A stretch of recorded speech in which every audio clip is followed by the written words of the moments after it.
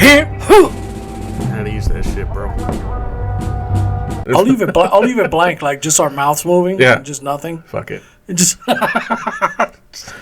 yeah, but fucking Biden. It was the same speech he gave in 2022, man. It wasn't. To expect anything out of this is asinine. Right. You got a guy there that it's obvious to anybody and everybody. It doesn't matter who says it. I mean, we're small time. We've been saying it since before I saw anybody else say it. Mm-hmm. This guy is not in charge. No. It's his lips moving, but he ain't writing these damn speeches. He ain't writing none of this.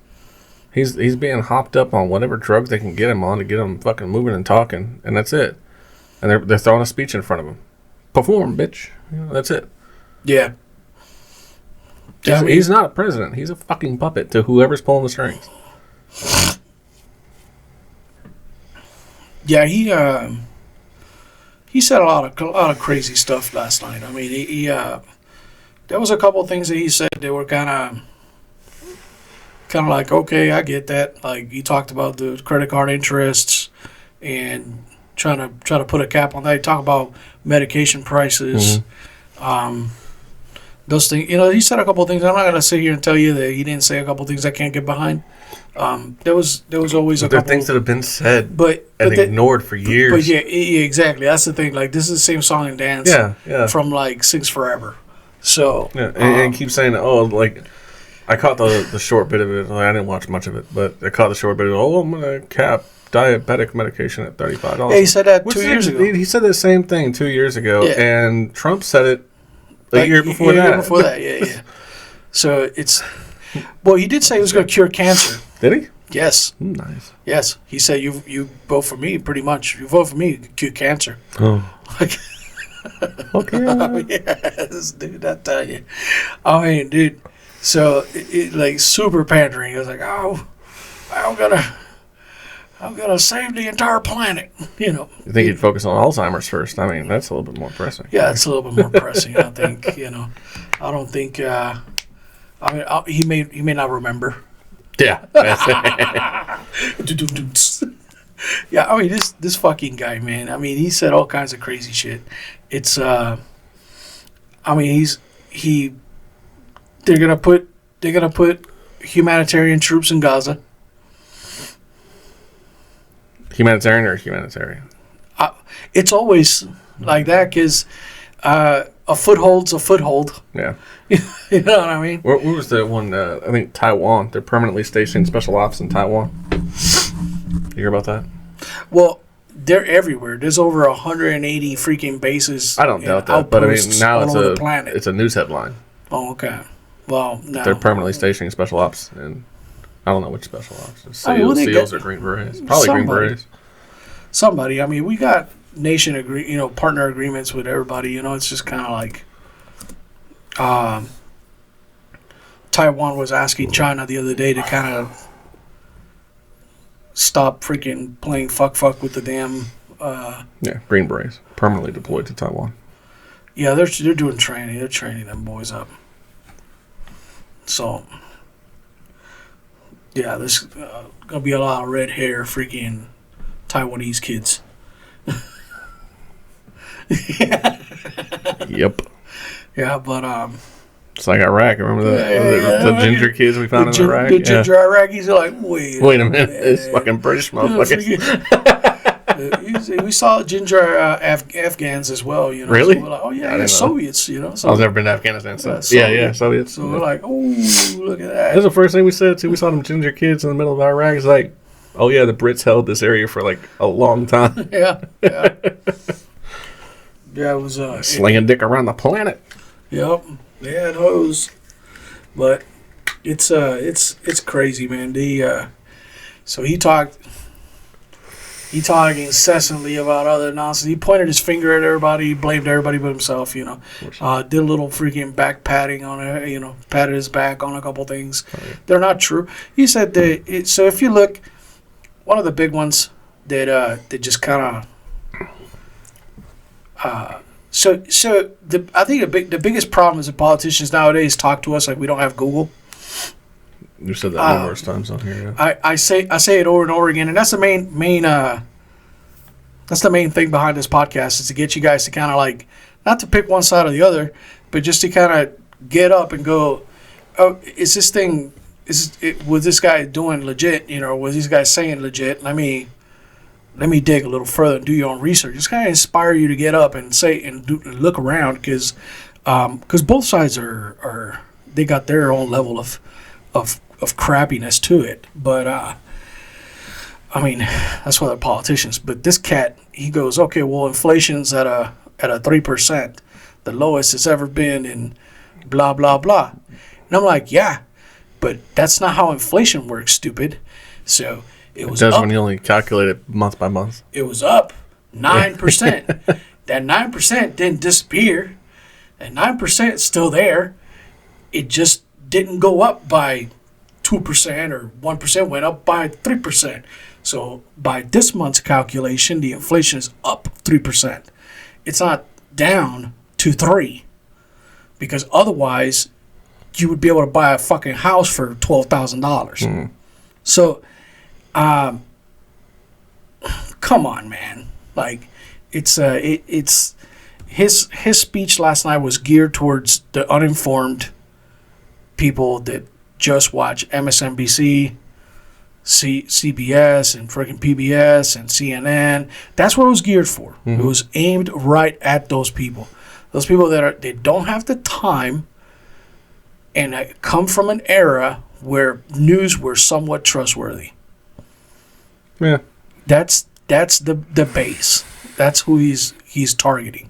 I can't blame him for that, but the problem with that is that on his way to target his base, he has to run to the gauntlet of people that have means to do research. And that's where all of it falls apart, because guys like me, I'll look at my family and my people in my family that are of that target demographic, and we'll sit down and be like, no, the reason that this is like this is because this and this and this and that and the other. And that's why he's saying this, because it's a half-truth. Mm-hmm. So the reality is that inflation is blah. Right. Because there ain't no way you can be increasing your deficit at the tune of $1 trillion every 100 days and keep your inflation low. It doesn't work that way. It doesn't work that way. So I remember saying that. Oh, 3%. Yeah, since 2020, inflation is around 20%. Yeah, that's real inflation. That's the real inflation. So it's still. And he talked about potato chips and put it in layman's terms, like he was trying to do. The price of every single thing in the market has gone up by 20%. Right.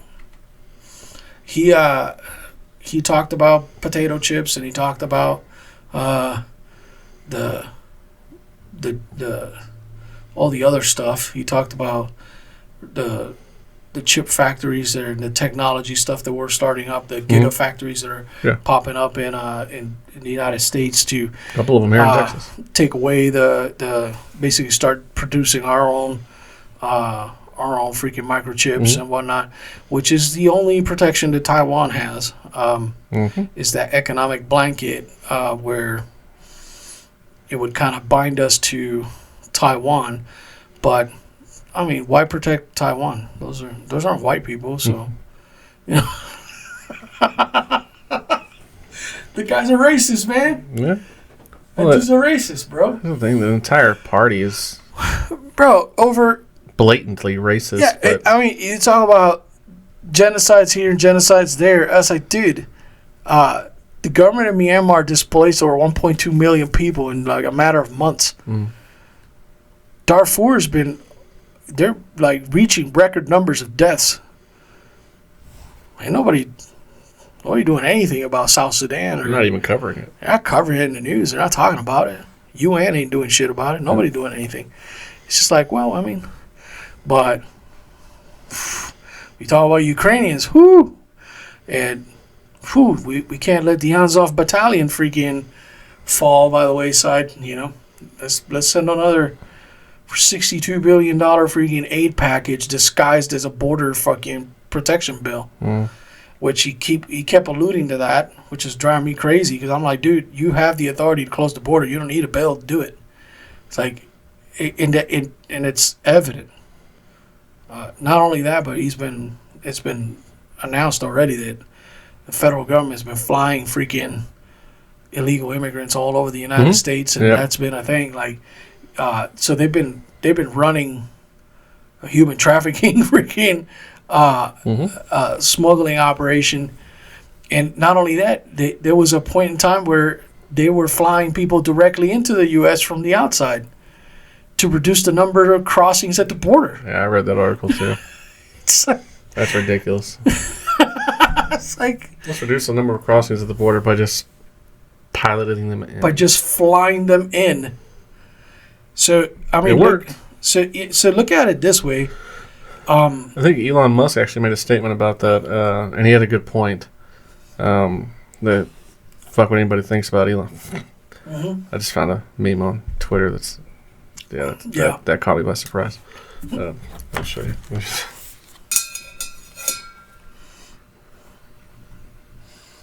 Oh no! Oh no! That's pretty good. Oh yeah, I forgot about those. Yeah. I forgot all about the lights. Yeah, but yeah, Elon was talking about it on Twitter. It's like the census and why that's important. So, and he's correct. The census covers how many people are in an area, and the census is what determines how many seats there are in Congress for that area. So, by inflating the population, by shipping in migrants illegally, you inflate the census and you get more seats in Congress, more representation, and most of the time, Democrats get the new seats. And really, it doesn't matter who gets the seats. The fact that there are more seats means there's more opportunities. Bro. More opportunities to get people out there, get the door knocking, the political kids that go door to door, say, "Oh, do you know how to vote? This is how you vote, and let me show you how to fill this out. Make sure you check all Democrats." They do the door-to-door ballot harvesting. So yeah, it's what Ilhan Omar was doing up in Minnesota, and got caught doing and never prosecuted because So, I mean, hell, it ain't no freaking. The pictures of immigrants wearing Biden-Harris shirts, like, it's like by the thousands. Yeah. Like, it's thousands upon thousands. Like,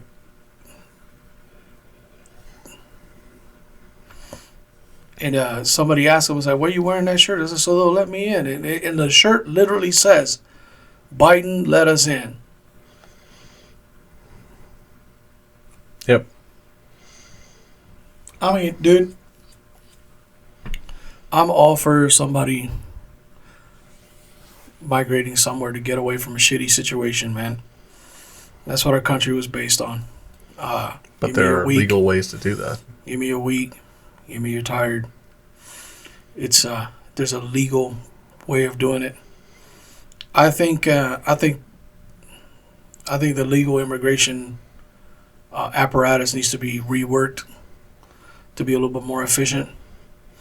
Efficiency, sure. But I mean, the sheer numbers prohibit that. I know people, but I know people that have been like that had to wait for like a really long time. I've had guys in Afghanistan and stuff like that. They want to come over and they qualify and they get sponsored and all that nonsense. It'll take forever for them to freaking to get their green card and whatnot. But this is insane.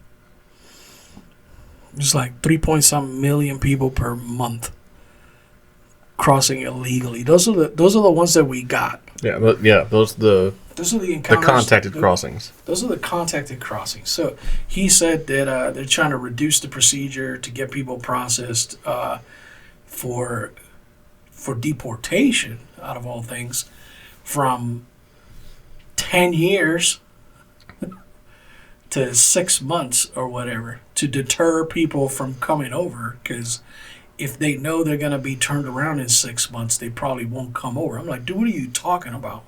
The thing is, he's not talking about a turnaround. He's talking about making them citizens in 6 months. He's talking about like fast tracking citizenship to these people.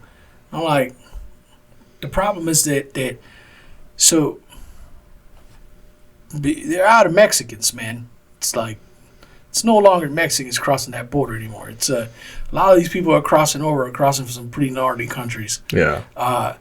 Countries that I hate to Was it say El Salvador, right? Well, from Salvador, from some of these other places, Venezuela. they're emptying their freaking jails, man, and pushing these freaking masses. It's look, Trump wasn't wrong when he said they're not sending us their best and brightest. They call them a racist and they call them this, and I don't doubt that there's a little racist bone in that man's body, but I've seen him throw freaking paper towels at my freaking fellow Puerto Ricans in Puerto Rico during the hurricane and didn't give them a dime for their freaking help during that hurricane. There are people still living under blue tarps over there. So I don't doubt that there's a little racism in that man. However, he was right when he said that they're not sending us doctors and engineers, right. They're sending us freaking their dregs for the most part. Of course, it's nice people intermingled and all that, and they're the victims of trafficking and exploitation. They're the ones that get trafficked. They're the ones that get exploited. We've brought back, and by we I say the Americans. We have brought back modern slavery, and Joe Biden has become the best asset that any criminal organization that runs in human trafficking has ever had. I don't know. I don't quite understand it unless it's it's all very, very on purpose. That shit drives me crazy how on purpose it is. Like it just to its face. It's like yeah.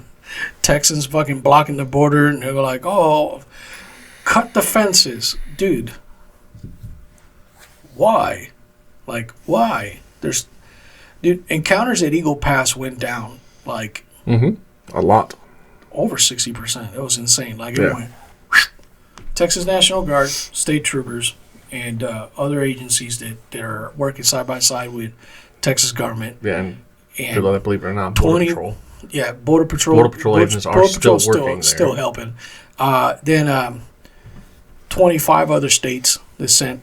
I don't know if it's 25, but there's a few other states that send National Guardsmen down there.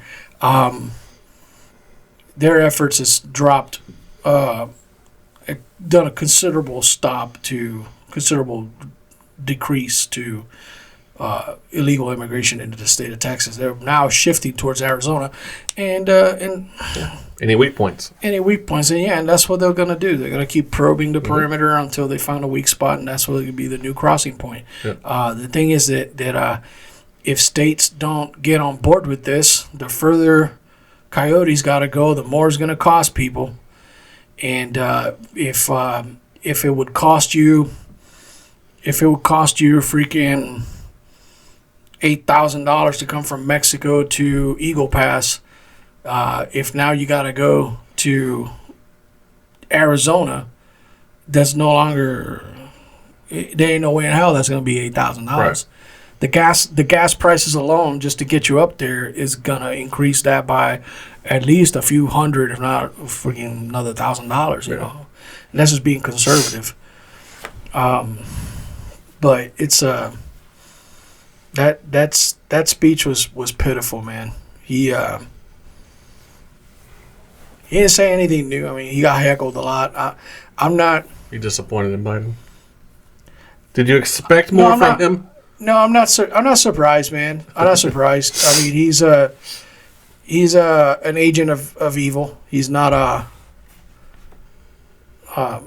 good person. Nobody up there is. It's That's the thing. Well, what you told me about that speech last night, because I didn't catch all of it, like I said. What you told me, he did exactly what I expected. Yeah, I mean, he's exactly. My thing is that I feel bad about the millions of people that saw that speech last night and thought that was good shit. Well, I mean, I think for a lot of people, politics is a lot like religion. If you're raised in it, that's what you're raised in. It's fanaticism, bro. I'm It telling becomes you, fanaticism. it's like fucking rooting for the Lakers or whatever. You know what I mean? Like you know, you become a fan of that party, and that's what it is. Yep. You know, it's where the vote blue no matter who movements come from. Is where most of the freaking right wing people on both sides the same thing. I mean, people subscribe to that team and they ride for that team. You know, like you talk to any sports fan out of Boston or Philadelphia. You know what I mean? Go Eagles, go Patriots. You know, and they freaking ride or die. You know, their favorite player can get traded. They don't follow that dude. You know, I mean, there's no loyalty to the people in the team unless they're not. If you know, they have to be wearing the same uniform. It's loyalty to the team. So it's the thing is that Republicans are not like that, and that's why they lose so much. So you'll have a bill. You'll have a bill that, let's say it's not partisan, it's a Democrat push bill, and a Republican looks at it and goes like, hey, that's a good idea. Then you'll have a couple cross the line and vote and help push the bill because it's common sense. It makes good sense. That's happened a lot. But you get a Republican bill, you get zero from the Democrat side. Nothing. Nada. Nothing. There's very few bills in this last freaking 8 years that have had a decent support from the Democratic Party. They'll switch parties before they'll support a bill. Right. It's insane to me. It's insane to me because, I mean, but that's stuff that we, as the citizenry, we allowed that. We tolerate it. We tolerated it. We allowed it to happen. Yeah. And we keep letting. Because at the end of the discussion, I mean, what do you do? Vote them out? Good luck. Yeah. Well, I mean, we see it. I mean, we've seen it in many different levels in the election process. It's just kind of like something is not right, and yet, okay. Yeah. You know what I mean? Yeah.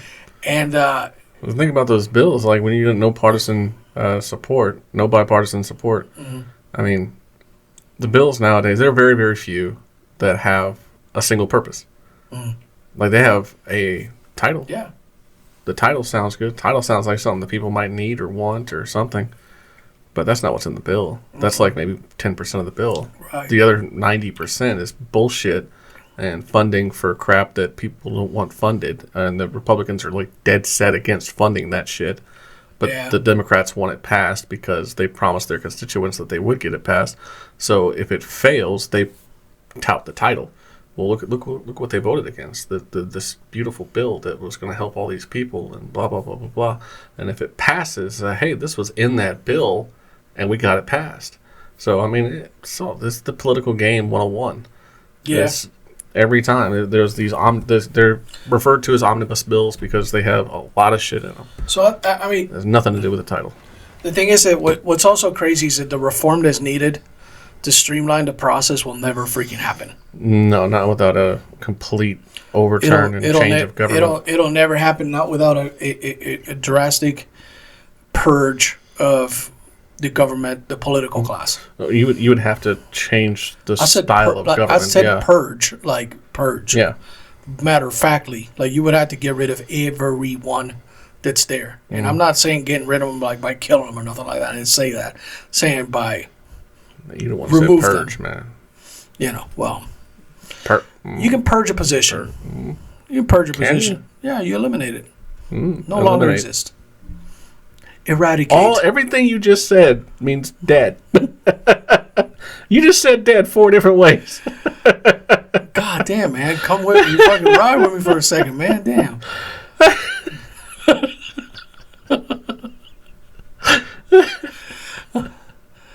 I mean, you had your thesaurus in front of you.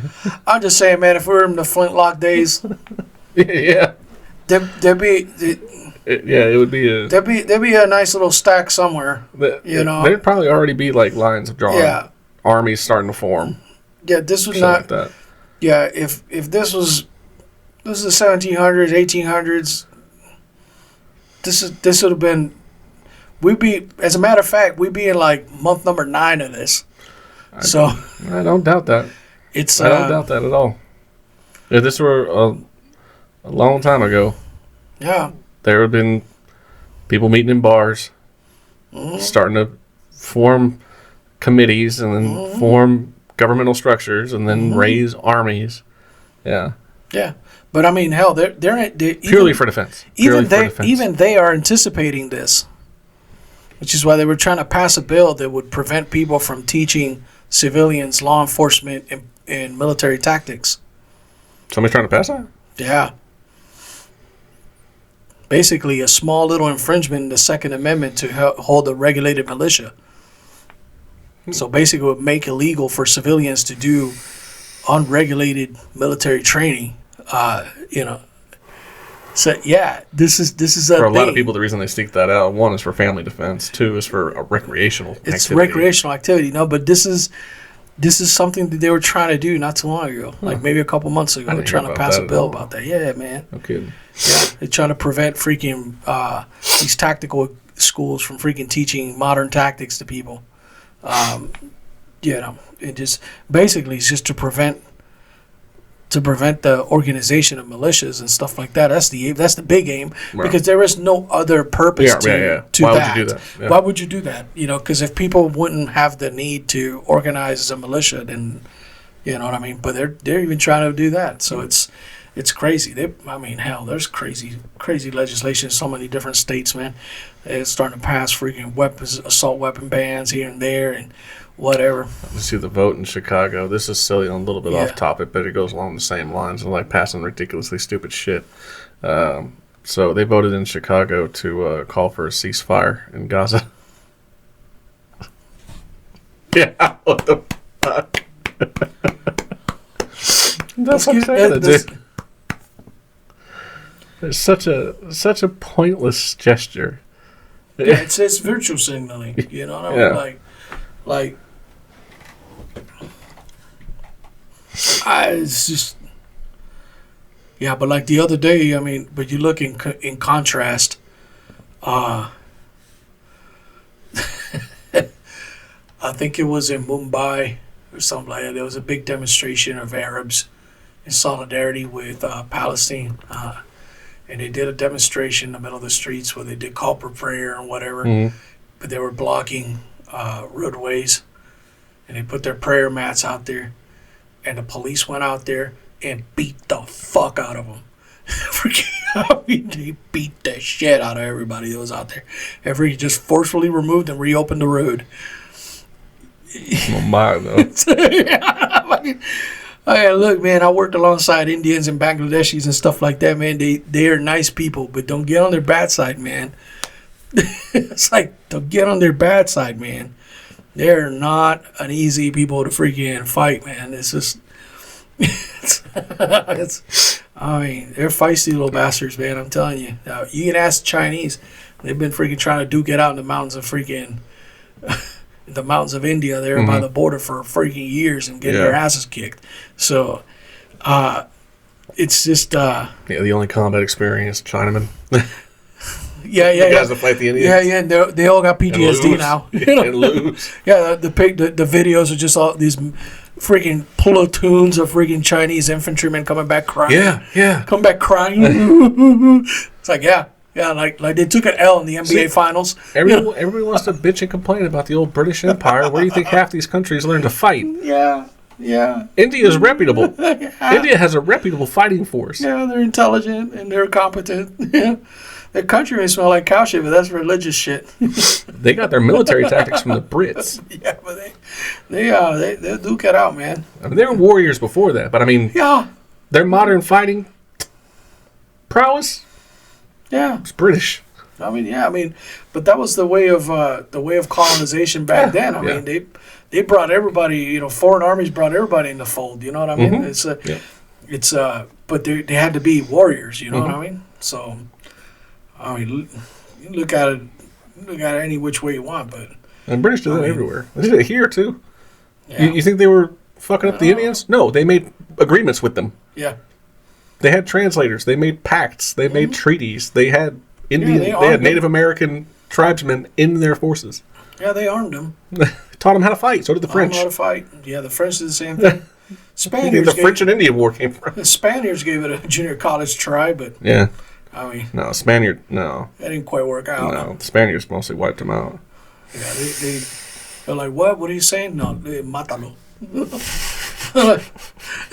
It's like, I don't know. No lo entiendo. Yeah. No entiendo. Mátalo. What? Which one? Oh, fucking It's all like, of them. Todos. Todos. Mátalos todos. De allá, allá. Fuck. That's crazy, man. Fuck it. Or make a skit where you play Ponce de Leon. Oh, yeah. Yeah, we should, man. I was thinking about doing a couple, man. You know what I was thinking about doing one, man. Like where I play the programmer for Google's AI. Oh no, no, you can't be brown and do that, bro. Okay. No, dude. No, you can't. It has to be. It has to be a white guy. No, it's a DEI hire. You could be the DEI hire. The diversity, That's equity, inclusion. I know what it means. Fucking. No. Here. You be the DEI guy who's actually trying to talk sense, but the white liberal motherfucker. Yeah. Is going, Dude, I was like, no, Nazis are black. It has to be inclusive. Bro, so shout out to Mark Dice. He made a video on his freaking his video freaking channel, and he covered this pretty extensively. MarkDice.com, and Mark Dice has his YouTube channel. He does some pretty good stuff off his kitchen counter, man. The dude was like, they tried to say prompt. So for those of you guys that don't know, freaking Google came out with AI imaging platform, creating AI images, AI generated images. And that shit lasted like a couple days, man. They had to take it down because some freaking DEI hire, somebody, whoever programmed it so woke that it wouldn't generate white images. It wouldn't generate white people.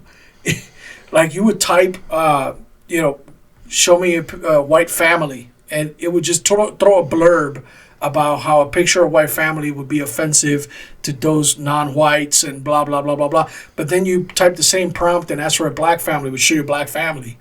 You're like, wait a minute. I was like, it's racist. Yeah, it's like super racist. And then it would go like, well, show me freaking Nazi soldiers or whatever. Yeah. World War II Nazi soldiers, Wehrmacht soldiers. And it'll be like Asians and blacks, Nazi gear. And I'm like, somebody prompted it, let me show me an image of founding fathers. It's like some black guy in colonial outfit. I was like, I'm sure a black guy wore a colonial outfit at some point, but there's no founding fathers that were black. Just kind of like, it's just, I mean, it just goes on and on and on and on. I mean, that thing lasted. The internet is, so these are people who create this stuff. They're in such a freaking echo chamber. Mm-hmm. These are people that live within 6 miles of where they work and never leave, right? So let's say they freaking got an apartment near 6th Street in Austin somewhere, and they work just down the street, whatever, and every morning wake up, go to Starbucks, see the same people there every day, go to work, see the same people, get out, go to restaurants, see the same people, and they just kind of operate in these little 5-6 blocks, and they don't ever leave that area. Their little bubble of bullshit, and that's their world. And I mean, not to say that's wrong. If that's what makes you happy, that's great. But when you're in charge of programming something that's going to go out to the planet, it would probably behoove some supervisor to pay attention to this stuff, some QA. Do some QC on this, and like, hey, let's do a soft rollout of this, and let the internet take it apart like we always do. Come on, man. Like, people are gonna. Chat GPT was out what, a week, and they were already making prompts to trick it, something like that. Yeah, and come up with stuff. not even that long. I mean, not even that long. I mean, come on, man. Same thing with every AI. Everything that's been rolled out in the last like 6 months. Thing. We live in the era where if you're a software developer and you think you're ready for launch, you're actually still in beta. Yeah. You don't even know it. You don't, and that's the thing. You don't know it. Why don't you know it? It's your job to know it. So you should know that even though you passed, your program passed, your QC controls, you're still in beta, because once the population gets it, they're the ones that are going to dig deep into that. And nothing is smarter than the internet. Nothing is smarter. The collective is just that much more. That's the thing. I don't understand why. Well, maybe I can figure it out. Bro, there are computer clubs out there, bro. Well, here's the thing. That sit there and fuck with this shit. How long have you been able to access the internet? You personally? 2000 maybe? 2000? Since the year 2000? Yeah, AOL and Gateway computers. I got you. Yeah. So I've been able to access the internet is pretty much since I was 14 years old. Mm-hmm. So I don't remember what year that was, but it doesn't fucking matter. I was like 20. Right. You're a little bit older than I am. Yeah, that's about the same time. Yeah. So, I mean, we've been able to regularly access the internet for a long time. For me, over 20 years. For you, same thing. So, I remember way back then, there was a website that still exists today. Ogrish.com. I don't think Ogrish still exists. No. I remember Ogrish. Does Ogrish exist? I'm looking it up. It's taken a while. No, it doesn't exist. No, 4chan. Yeah. I used to go on 4chan regularly when I was younger because I heard about it. I heard it was a fucked off website. And yeah, I'm a teenager. I want to see fucked off shit. Yeah. So I go on 4chan. I still do, but not as regularly. Right. But it's actually where I get quite a bit of my news. And about 10% of it's legit, so I mean, it's not bad. It's about the same kind of track record as modern news sources. What the fuck are you doing? Are you okay, man? Yeah. Son of a bitch. All right. You good? Yeah, man. Yes. No. I wasn't digging in there.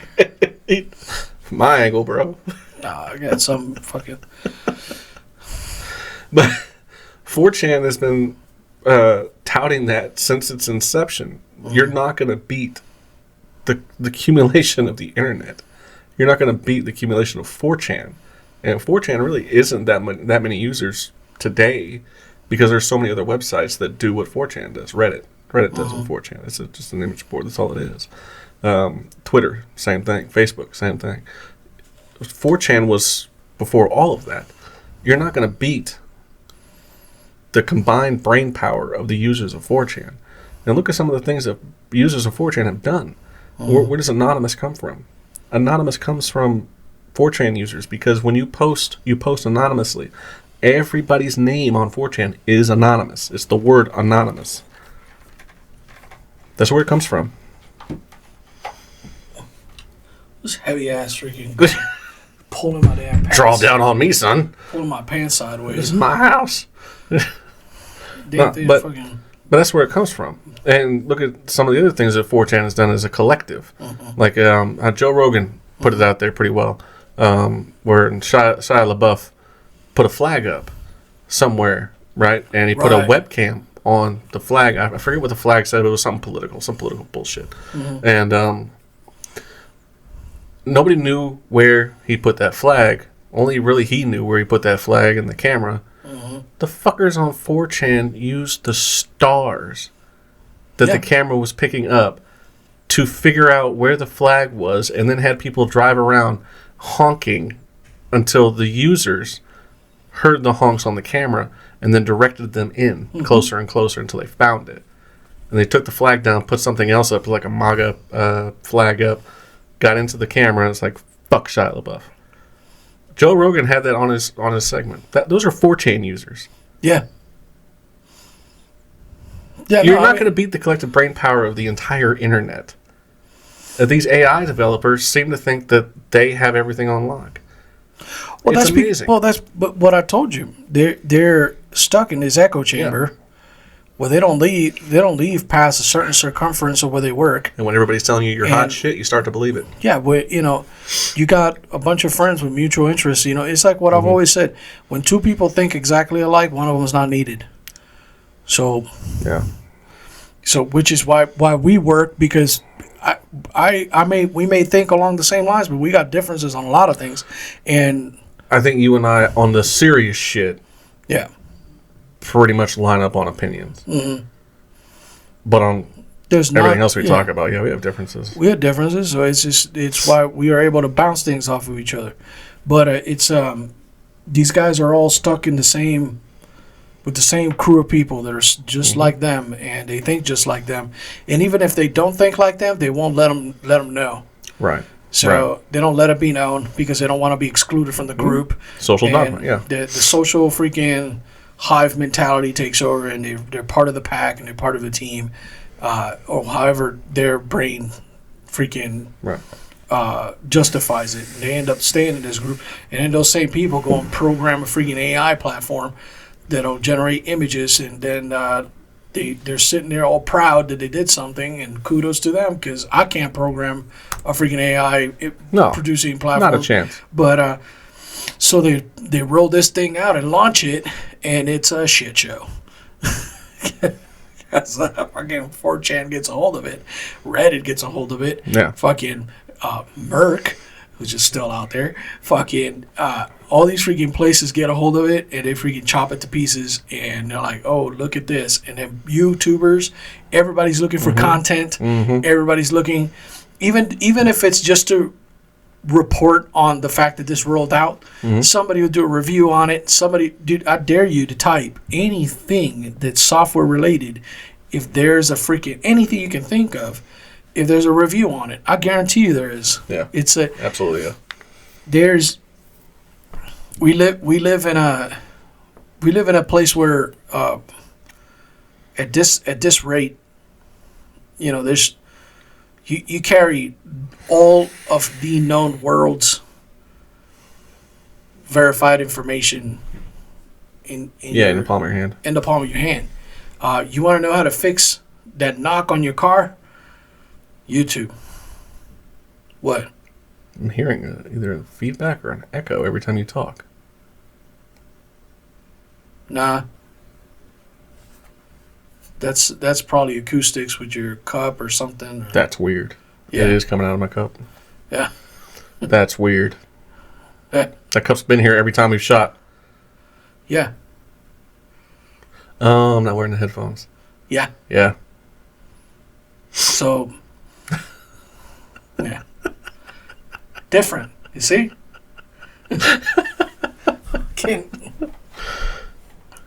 So but yeah, these fucking guys, man. Some of these freaking weirdos end up joining the military. Mm-hmm. Yeah. One of them sells secrets to China. One of them became the freaking some kind of spokesman for Space Force. Wait, did you see that? Did you see that guy? That fucking the sergeant that fucking sold the classified documents to China for like $42,000. No, I heard of somebody that sold secrets to. Divulge secrets on a dating website. I heard about that too. Army intelligence analyst charged with selling military secrets to a contact in China. Oh. CBS News. I don't want to pay for the article. Sergeant Schultz. Wasn't that the guy off of Kelly's Heroes? Hogan's Heroes? Was it that old TV show with the POWs? When you say Schultz, I think of Peanuts, the cartoon. So... Somebody out there will tell us who that sergeant was on that show. Sergeant Schultz. Wow. All he has to do is identify as a female. He won't do any jail time. True enough. What was that guy's name? I knew instantly. Bradley Manning? Yeah, it was Bradley Manning, wasn't it? Yeah. Oh, yeah. Chelsea Manning. Manning? Yeah. Bradley. According to court filings, Schultz was a sergeant and intelligence analyst and assigned to the 506 Infantry Battalion. That's the same battalion I was with. The Army said Schultz, 24, of Willis Point, Texas, oh, you fuck, has been in the service since November 2018. The charging documents don't name the Chinese government as the recipient of the info. Of course not. What kind of political bullshit that would be? But much of the military information Schultz is accused to have passed on relates to that country. July investigators allege Schultz was sending information about high-mobility artillery rocket systems. The hypersonics? Is that HIMARS? HMARS, yes. High-mobility artillery rocket system, yeah.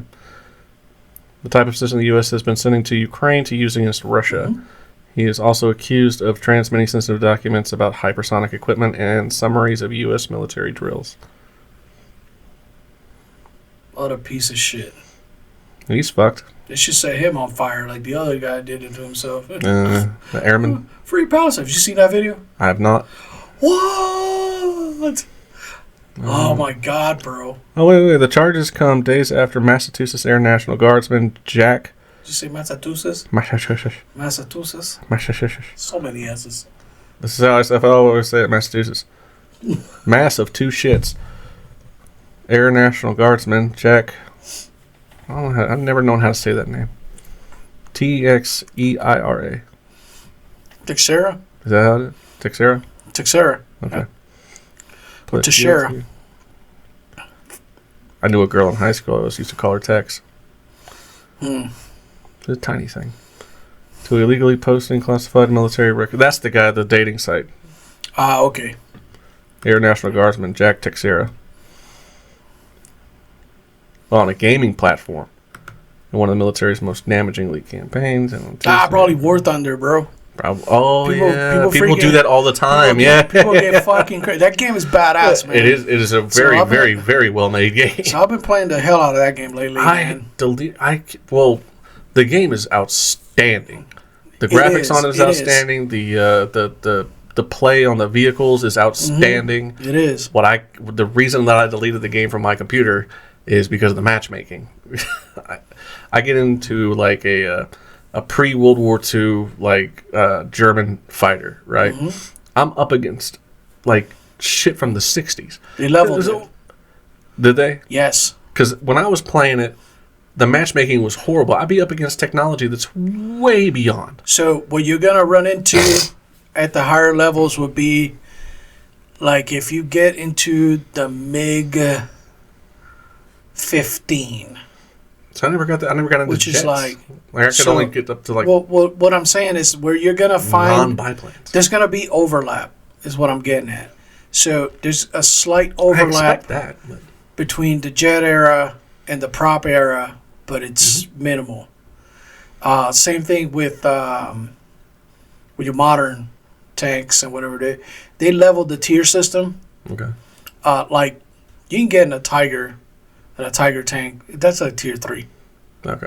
Whereas in World of Tanks is like it's tier 7, 6 or 7. It's 7. You know, so but here's like it's like a tier 3. Gotcha. It's a like I was flying like, for example, like a Yak 26, which is a 1920s aircraft. Yeah. And I'm trying to fight a Messerschmitt 109. Yeah. No. It's not happening. So the only way something like that will happen is because you got to have 3 vehicles to fight in. Mm-hmm. Yeah. Now, if the tier difference is too drastic, one of those, the vehicle will not be available for you to reload. So you just have whatever you got. So you got three revives basically. But if the tier difference is too high, that vehicle will not be available. Right. But they leveled it. I've been smashing away in it for freaking weeks. So I've been so go. Like I don't have time to sit down and play an MMO or I mean not an MMO, but I don't have time to sit down and immerse into an RPG and freaking listen to a story and read text and all that stuff because I'm going to work here in a minute. That's why I still play Starship Troopers. It's I played it a little bit last week, but it's a great game. It is. So. But it's Helldivers is out now. Helldivers 2. Is it? Yeah. Yeah, that's right. It is. I haven't bought it. No. Yeah. Check your messages, dick. Oh, really? Yeah. I I haven't checked any. You bought it for me? Yes. Oh, I had no idea. No kidding. Yeah, no shit, dude. That's how busy I've been. Dude, not a clue. Check your Steam notifications. Oh, okay, dude, I didn't even open those. Yeah, I bought it for you. Oh, I had no idea. I bought Kev Starship Troopers. I bought you Helldivers. Oh, shit. All right. Well, we got to get in it then. Because he was already playing Helldivers. So. Oh, what a dick. And he built a PC. Oh, did he? Yeah. Okay. It's a nice PC. Nice. I feel bad for him because he had that. He had a bomb-ass PC and a bomb-ass desk. That fucking game fucked him. Okay. Star Citizen. Yes. Yeah. Yes. Yes. Yes, it did. He's not happy about that either. Is it still? It has to still be a thing. Yeah. Yeah, it's an actively running scam. Yes. It's probably one of the biggest scams in gaming history. It's been going on forever. Oh, no, it's not a scam. The game's released. No, it's fucking not. It's not fucking released. They haven't released Squadron 42. They haven't released Star Citizen. They haven't released Space Marine or whatever the hell it was going to be. They haven't released any of that shit. No, the game is an active scam, bro. Nah, but I'll tell you, man, it's fucking... Let's just keep selling digital ships. Yeah, for dude, lots of money. For thousands of dollars, bro. Did you see that one? Like, they were selling a... it's like $24,000 or some crazy shit. The one that I saw, I don't know about $24,000. This one was $15,000. Fucking, there was a... or $1,500, one of the two. It was a lot of goddamn money. But it was a capital ship. It was like a Corvette or some shit like that. Like, it had to be crewed by 8 people. Fucking, you had to have fucking people on there that actually worked this fucking ship. It's a big, beautiful, fucking, well-designed fucking... They never... I don't know if they ever fucking 3D generated it or whatever, but they concepted it. And they fucking put it up for sale for like fucking $15,000. They only had 100 of them. They were sold out in like 5 minutes. What? Yeah, people want it bad enough. They got the money and they got money and time. So I don't know, man. Yeah, I'm looking it up right now. Squadron 42. In active development, you have a unique opportunity to follow the process with the team. In other words, you can't fucking play it. Yeah. Squadron 42 is supposed to be the story. Star Citizen, which there are elements of Star Citizen you can play, but you can't play it the way it's supposed to be fucking played. What the fuck is the point? It's tragic. Yeah. Great concept. They fooled a lot of people. Yeah. So you guys remember a few episodes back, if you've been with us for a minute, Redcoat, who was here on the podcast, he bought he had this desk built and had his computer rig built specifically for, I mean, it wasn't solely for that game, but it was more tailored. It was purpose built. It was purpose built for that game, so he could play that game and with the maximum amount of comfort and flexibility to operate ships in this game called Star Citizen. He had his throttle set up. He had his joystick set up. To operate the ships in the peripherals, best, peripherals. Screens, I mean, buttons, the whole thing. Yeah. So he had this whole kit and caboodle set up, and the game turned out to be a massive fucking scam. Never really they launched to avoid prosecution, and they've been steadily trickling content here or there. Yeah. But it's been a massive scam, and by then, like hell, not even a few years after they announced and all that nonsense, games like freaking No Man's Sky came out and freaking other games that would do pretty much. Now, the one we've been playing. The one we've been playing from God damn it. Which one? Not the Starship Troopers one? No, the Starship Troopers one. Playing No Man's Sky. The new one. It came out like a couple months ago. It was the one you bought for me. Oh, shit. Damn, what the hell is the name of that game? Bethesda game. Oh, yeah, Starfield. Yeah, Starfield. Yeah. Games like Starfield come out and whatever. That'll that do just about everything that game claimed to do, and so yeah, Starfield, No Man's Sky. There was another one too. There's been quite a few that kind of mimicked, just about everything. I mean, because they took some elements out of existing games too, like EVE Online and whatnot, and they basically try the whole advertisement behind it was to knock off EVE Online and just kind of take the title away from that. Good luck with that fan base. That game is something else. It's something I'm never gonna get into. Yeah, I got rid of it. Did you? Yeah. Did you? Yeah, I got into a real toxic situation in that game. Poor baby. Yeah, it just got real. You fucking loved that game. Yeah, you wouldn't shut the fuck up about that game. Yeah, I got rid of it. I got in a real toxic situation in that game, and I was just kind of like, fuck it. I deleted it, sold all my assets. Yeah. Yep. I know you had quite a bit. You showed me your... Yeah. I purged it all. No kidding. Yeah, done. So what happened was that... This is what happened. What happened was... So in that game, you don't join guilds, you join corporations. Gotcha. So each corporation has an aim, to help the overall campaign. Right. So I joined this corporation that specialized in mining exploration and some of these other little caveats. And I was moving my material. Okay. So for you guys that don't know, materials, military equipment, and logistics. So I got a hauler, a space hauler, and I'm basically space trucking my material that's for my character from one space system to several others far, far, far away in a very expensive blockade runner ship that I could fly. Blockade runners are stealth based and whatever. They're pretty fast. They align fast, and they're very competent ship to move stuff around in space. Gotcha.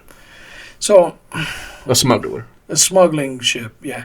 So I'm moving my things around, but I'm also a father of two, and in the game? No, in real life. Oh. So I got real life shit going on behind me as I'm space trucking. I don't know why the fuck I said that. Because you're a fucking idiot. Yeah.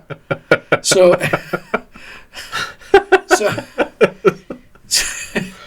I know damn well you can't have kids in that place. It's not the same. Yeah.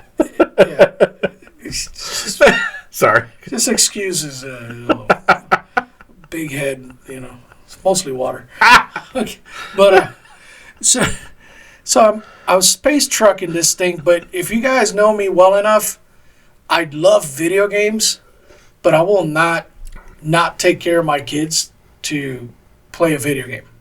So I'm dealing with the video game, and then my kid says something or does something. I don't remember exactly what it was, but I got up from my chair and went to do that. And when I did that, my ship got attacked. I lost it. Of course, when I came back to my computer, it's just debris in space, and whatever. And it was a huge loss. By game standards, it was a massive hit. Right. But for me, in the greater scheme of things, I don't really give a shit. It's just it's still a game. Right. Like, right. You know what I mean? Like, yeah, it sucked to lose that ship and all the stuff that was in it and whatever. I get it. That's fine. Yeah, it was whatever. I didn't care though, but my corporation cared. Oh. Because in this game, when you die, and the corporation is regular people, right? Yes, Same gamers just like you. Yes, gamers just like me. Well, not just like me. I got you. Turns out, yeah. far more devout and probably massively unemployed. So my corporation. So you get a kill mail when you kill somebody. Okay. You get a kill mail. And it's basically bragging rights. And there's even a website that you can go and look at your pilot rating, and it has a list of who killed you last and what you killed last. Wow. So there's rankings of your character in the world. Right. So that kill mail, they get that kill mail. And, of course, because of the corporation name attached to that kill mail, so it's kind of like in corporation sense it adds like a bad mark to that corp Gotcha. because it's basically careless flying, and if you're that careless, then that could open your corporation for a war invite, which a declaration of war, which means that somebody thinks that your corporation is vulnerable enough to be taken and have your assets destroyed. Right. So the thing is that you get money for every asset you destroy in space. So yeah. So my freaking corp leader sent me a nasty gram over the in-game email. Like telling me, let that be the last time that you freaking... yeah, bro. Me. Let that be the last time you think you know who the fuck you're talking to. To me, exactly. Mind you, we're on Discord. Oh. We're on Discord. I'm on comms. I get on comms. It's like, hey, the fuck is this email? Who the fuck are you talking to? 10-year-old. The fucking video game, you fucking faggot. I was like... You're going to have to bleep that one out. Yeah.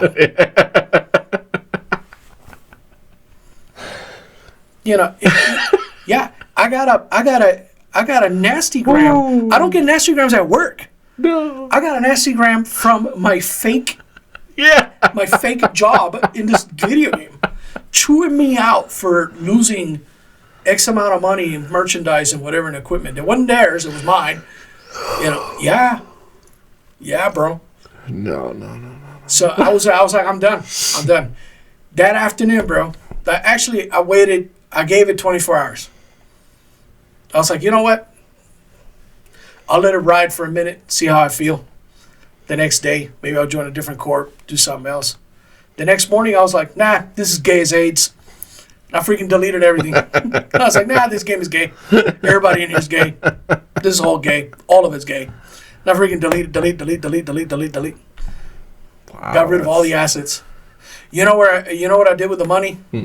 I put it in an unlocked container and let it float in space, like by a gate. Random treasure. Unlocked container full of like a couple billion of friggin' in-game currency, if not more, like 16, 17 billion in-game currency. What's that translate to in real money? It's about $22. Yeah. So it's a lot. No, more than that. Yeah, I can actually. There's a conversion charge. I didn't care that much. I just wanted to know. I mean, off the top of your maybe head. one of you guys do the conversion. I don't really give a shit. I don't really give a shit. But I put it on an unlocked container and just left it next to a gate where people traffic a lot, and just deleted the game. Yeah. I removed it from my computer completely. I remember how much you used to talk about that fucking game. I played it a lot. I played that game since the beginning, since the very beginning. But it got so toxic. That's the thing is that's one of many interactions I've had in that game.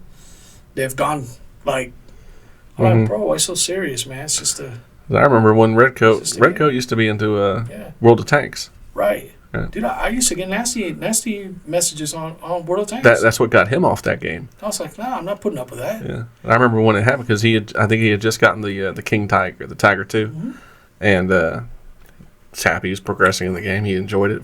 He loved playing the game. Yeah. And I don't remember exactly what he did. He can explain it a lot better. But he was playing because the King Tiger is a heavy tank. Yes. So heavy tanks are usually for direct fire, hold your ground kind of play tactics. Yeah. Kev don't give a fuck. Redcoat don't give a fuck. Yeah. He plays how the fuck he wants. Yeah. He'll use a fucking King Tiger like a scout tank. Doesn't matter. The game. Fucking game. The game. So he was doing that, and he was fucking being successful because he got behind the fucking lines and started wiping out the artillery. With a King Tiger, you can't stop it. The artillery can't do shit against that thing. No. Direct fire, fuck you. No. It's the King Tiger. It's exactly what it's made for. So he's fucking wiping the team. And he gets some nasty gram from some fucking kid on that game. He's like, you need to learn how to play your fucking tank class. I was like, get the fuck out of here. Some shit like that. Yeah, he could explain a lot better, but that's pretty much what got him off that game. It's just and that wasn't the only time. It was quite a few times. I mean, so that kind of scenario kind of started popping up in Eve quite a bit. So that was kind of like the straw that broke the camel's back. So I was like, you know what? I don't need this kind of aggravation. It's like I'm in my 40s. I don't need these freaking 20-some-year-old freaking basement dwellers freaking sending me nasty grams over digital toys. I like. Yeah. And yeah, I sound boomer as fuck, but it's just, let's just say I started playing video games with the Atari 2600, and I also learned the value of real life. So it's kind of like, I don't know. Sorry, I have a job. Yeah. I have family. I have things that Started on Game Boy. Things that I care more. I started Game Boy. Yeah, Game Boy's pretty sweet, man. The original game with the brick-looking fucking thing. Yeah, the brick-looking thing, dude. That's pretty sweet. Your hands wouldn't be able to fucking grab that thing now. Be like, oh, well, I mean, it was big. Yeah, it was big, but like now it was like this size. Well, no, it was bigger than this. It was thicker than this, obviously. But I mean, yeah, the little.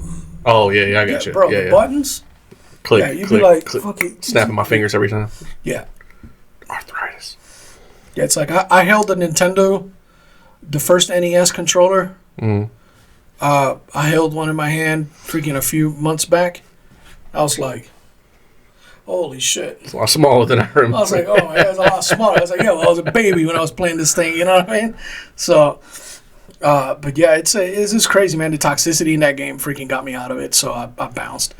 Same thing with freaking World of Tanks. World of Tanks, I started getting toxic. I started getting freaking toxic ass crazy emails, crazy mails and in-game mails. The only game like that I still play that hasn't been toxic. The only reason it hasn't been toxic is because I don't play with other people. Is World of Warships. Well, yeah, I mean, I found out you can close the chats like permanently. Yeah. So they won't be able to reach you. Right. So you can be as crazy as you want, and that's how I play War Thunder. Oh, yeah. War Thunder, the rolling chat. Mm-hmm. I don't. Yeah. You type whatever you want on there. I don't get it. I'm not gonna get it. Yeah. So, and I can't transmit either, so it don't matter. I'm playing my tank the way I want to play it, and it is what it is, and that's what it is.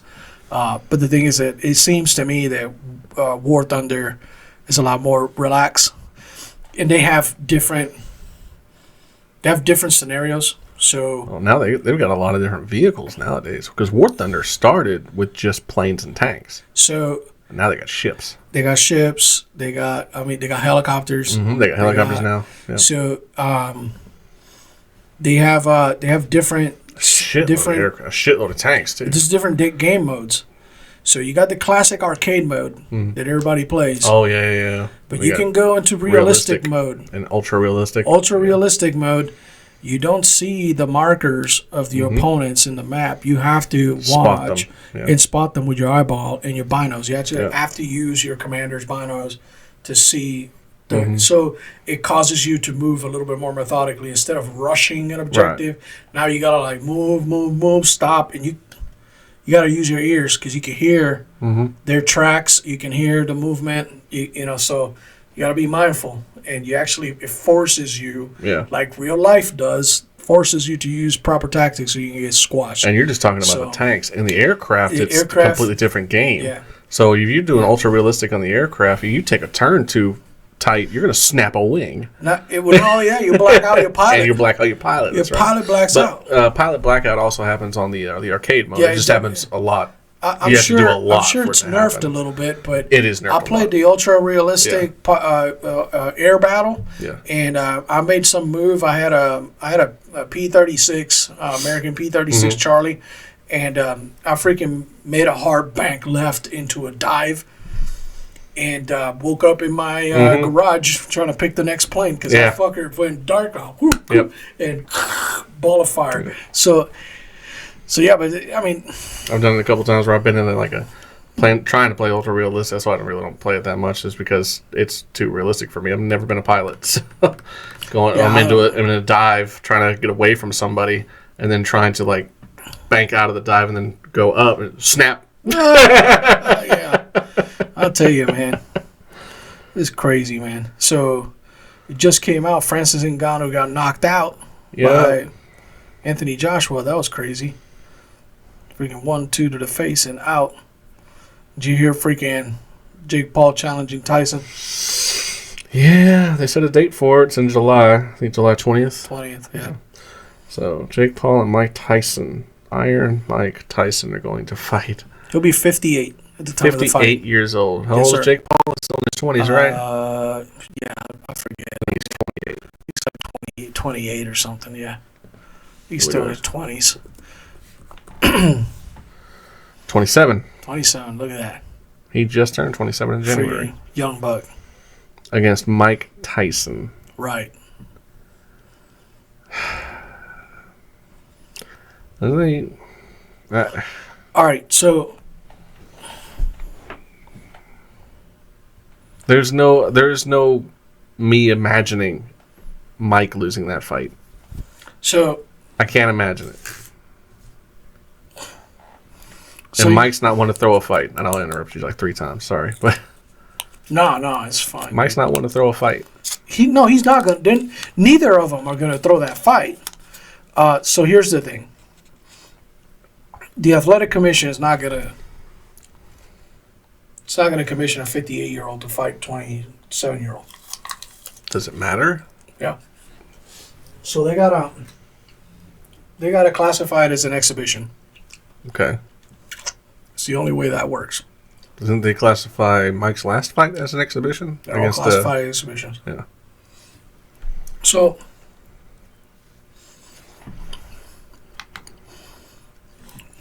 if they play the exhibition, then it'll be a draw or some weird stuff.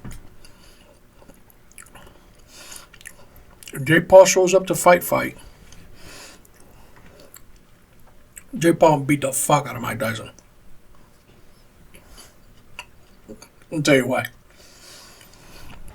Mike Tyson's offense is on par with the top heavyweights that are fighting right now. His offense. But he can't dodge. Not like he used to. His defense is nowhere near what it needs to be to dodge a 20-something-year-old's freaking punches. A trained boxer. He's not boxer, but he's been training quite a bit. I get that he goes through a lot of training. He's gonna get smacked. If they fight for real, it's not gonna be pretty. Why not gonna put in his ass? And I can see Mike not being able to bob and weave like he used to because everybody's lower back is fucked. No matter You're not who you're not gonna be able to react. I can't imagine Mike losing that fight. A lot of people can't, but I've been in the ring. I'm telling you. If they fight, Mike got eat some leather. It's not gonna be pretty.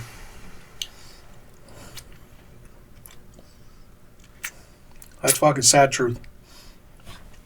Sad truth. I bet you $20 right now. Mike tosses him. Yep. You saw it here. I'm not betting on rounds or anything like that. No, of course not. Wins the let's fight. Not get complicated. Wins the fight. Let's not get complicated. I know it's a 50-50 odds thing.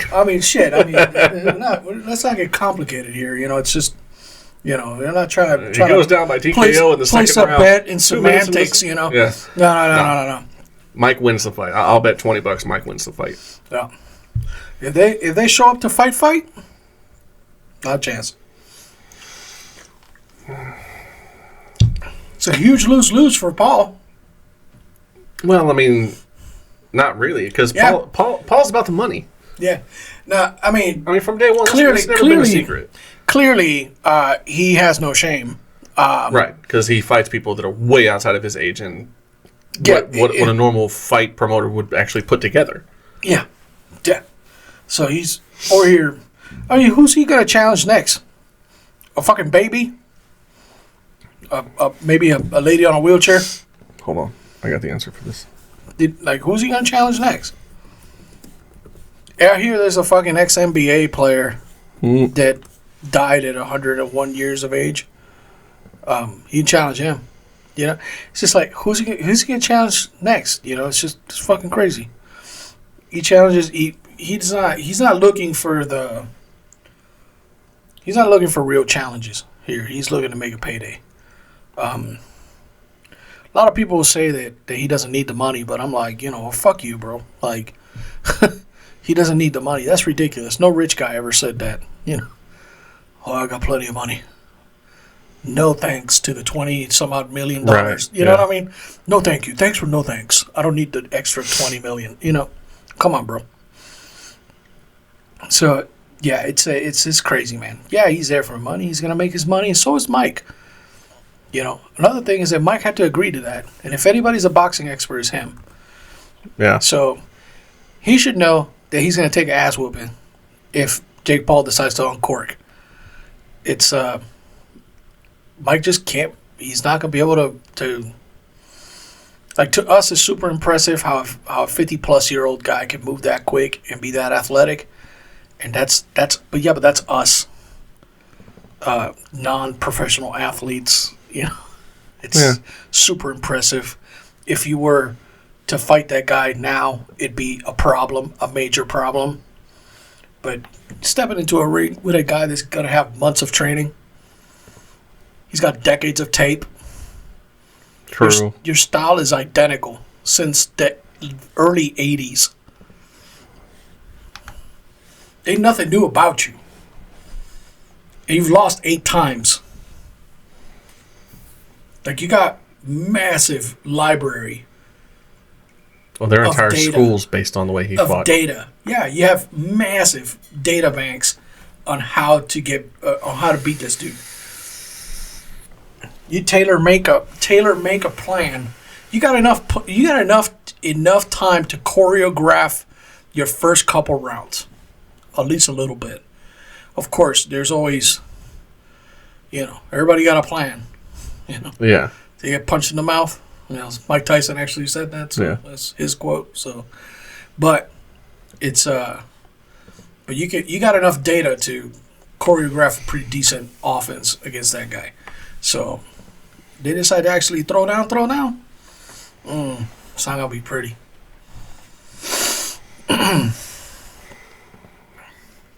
But I still think Mike's gonna win, though. I mean,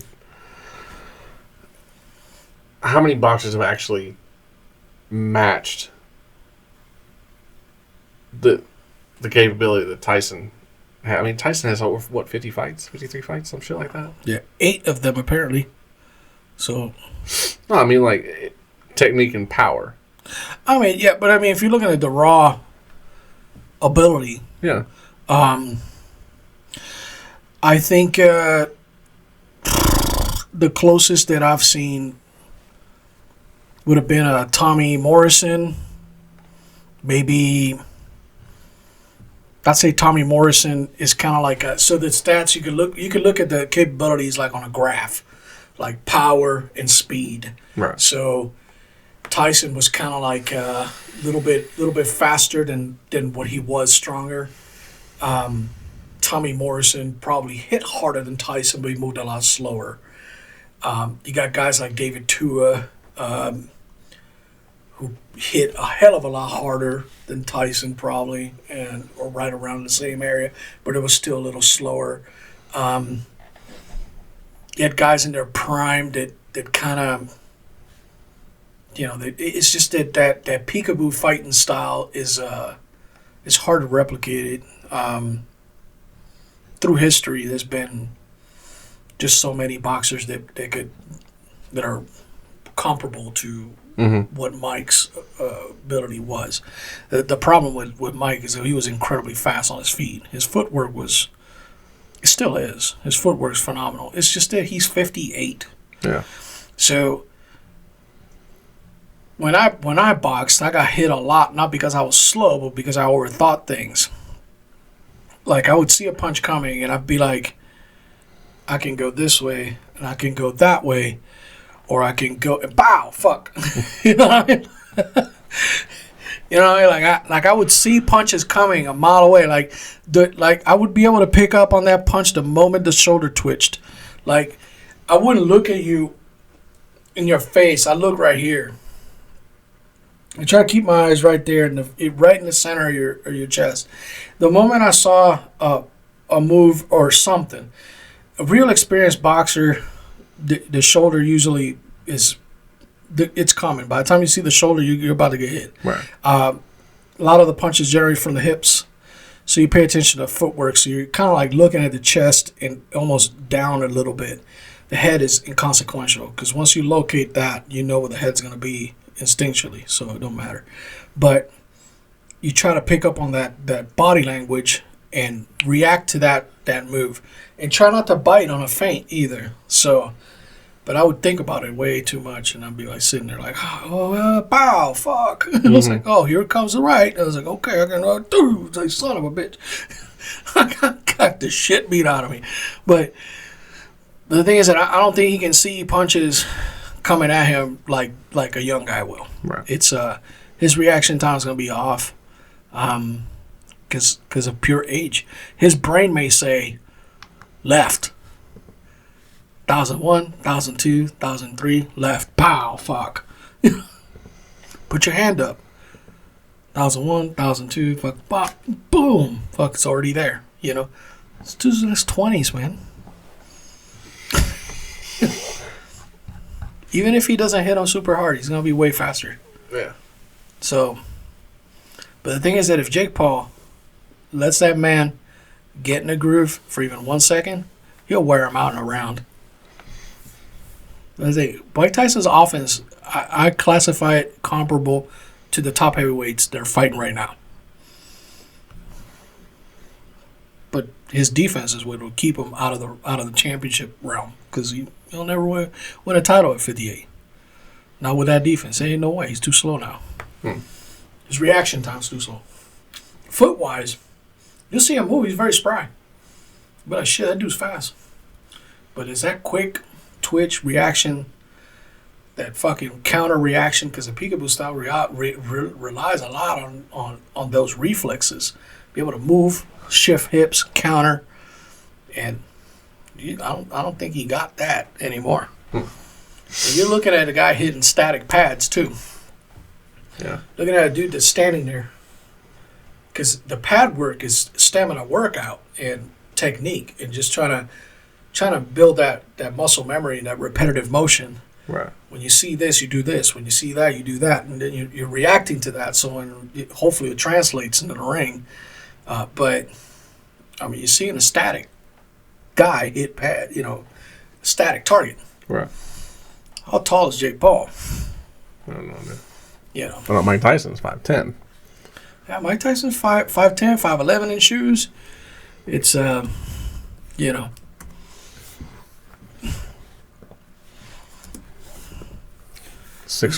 He's 6'1". His freaking reach. There's a lot. So you'll know a lot. So the thing with Mike is that Mike don't give a fuck. So Jake Paul will probably choose a big ring. So that's things that are incorporated into the fight apparatus. Yeah. The size of the ring. There is not one size fits all in boxing.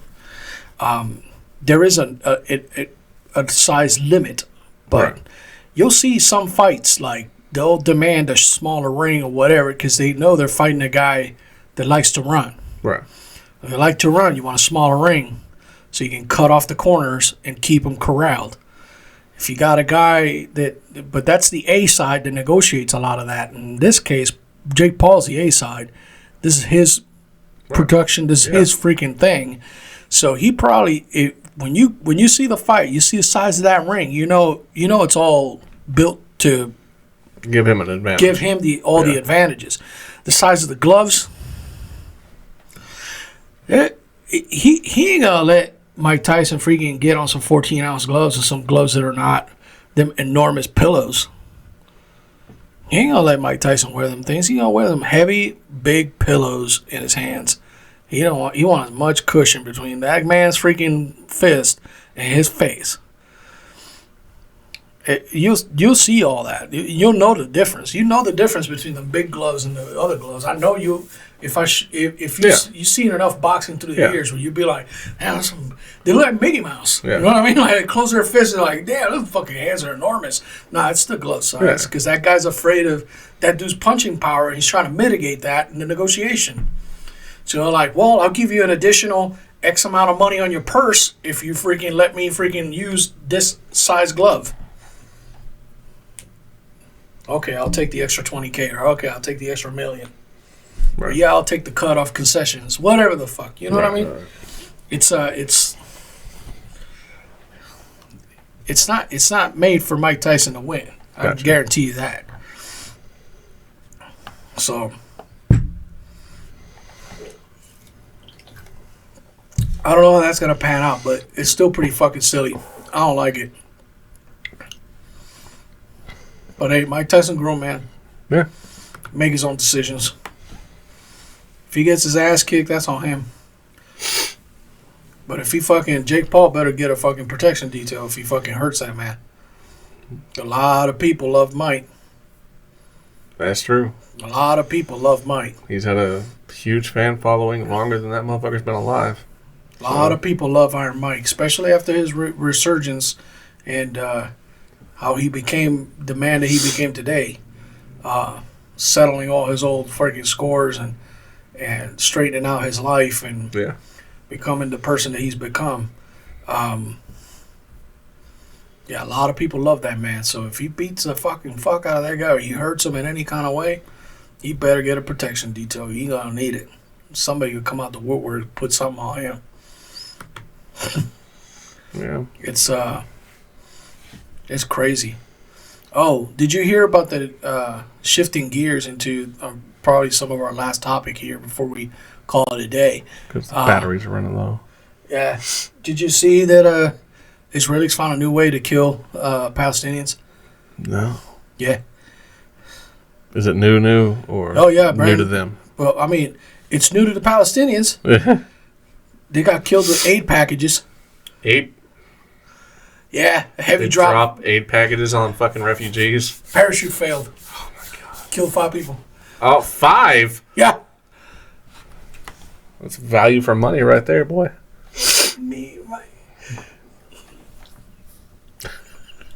Give me. Splat. 5? 5.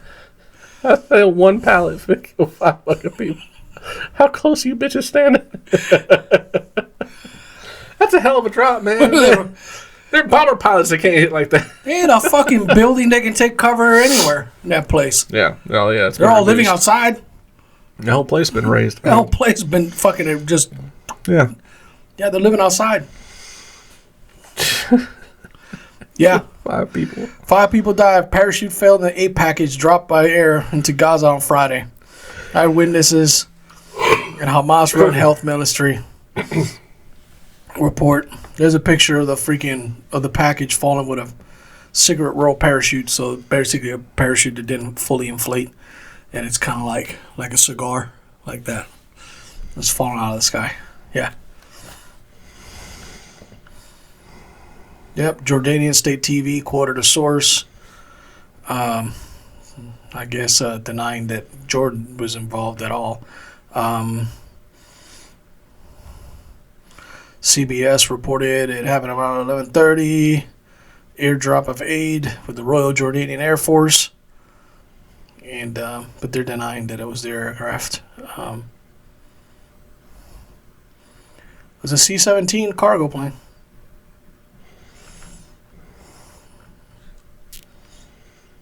How do you kill 5 in one go? I told you. Keep me. Yeah. They're standing under it. You know. They got, like I said, they got nowhere to go. They're in a building that's still standing in that place. So hell, they could have been sleeping for all I know. You know, under a tarp or something. I don't know. I don't know the details, but they basically turned that whole part of the country into a homeless area. Yeah. So everybody homeless. Ain't not a single house over there that's standing. So, but yeah.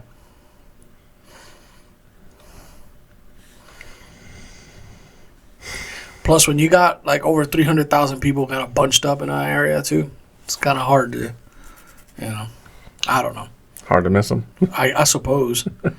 I mean, I've seen that before on airborne drops. Freaking chili mac everywhere. But did I ever tell you about the airborne drop we got in Fallujah? What, you got berets? No. Close. That's about It's a similar a story. bridge too far. It's a similar story. Fucking soaps. That's yeah. Soaps. Yeah. So we were on the banks of the Euphrates, and held the east side of the city, west side of the city, near Route 11, but it had been a few days. And from what I remember, the main supply line had been cut off behind us. We couldn't get out. We couldn't get any new things in either. So we were expecting a food drop.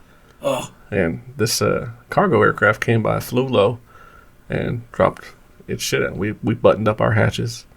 And we were expecting to open up our hatches and see MREs or something. Because we heard everything hit the top of the tank.